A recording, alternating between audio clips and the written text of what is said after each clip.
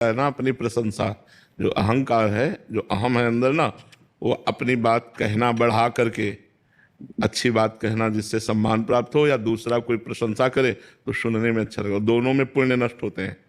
अपनी प्रशंसा अपने मुख से करना या दूसरे के मुख से अपनी प्रशंसा सुनना, इनमें दोनों में सुकृत नष्ट होते हैं, पुण्य नष्ट होते हैं। अच्छा, पुण्य उत्पन्न करना बहुत कठिन है, पुण्य अर्जित करना बहुत कठिन है, लेकिन नष्ट करना बहुत सरल है।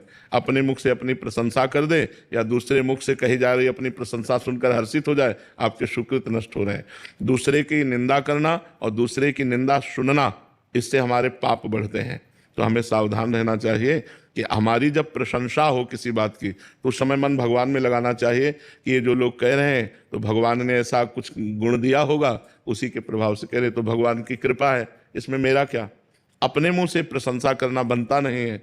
जैसे हम लोग तीर्थ यात्रा करते हैं तो तुम्हें पता है हमने वहाँ 500 रुपये सबको दिए, हमने 50 साधु पवाए, हमने ये किया, और सब खत्म कर रहा है। वो इतना अपना पुण्य है वो सब खत्म कर रहा है लोगों से कह कह कर, पर वो अहंकार चैन नहीं लेने देता ना।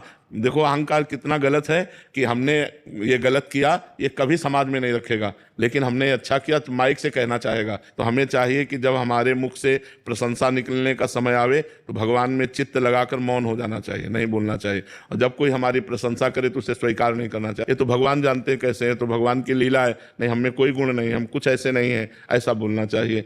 तृणादपि सुनीचेन तरोरिव सहिष्णुना अमानिना मान देन कीर्तनीया सदा हरि। अपने को तृण से नीच समझे, वृक्ष के समान सहनशील हो, दूसरों को सम्मान दे, स्वयं सम्मान ना ले, ऐसे भगवान का भजन किया जाए तो मंगल हो जाता है। इसलिए अपनी प्रशंसा अपने मुख से करना या अपनी प्रशंसा दूसरे के मुख से सुनना, ये दोनों हानिकारक हैं, इसे स्वीकार नहीं करना चाहिए।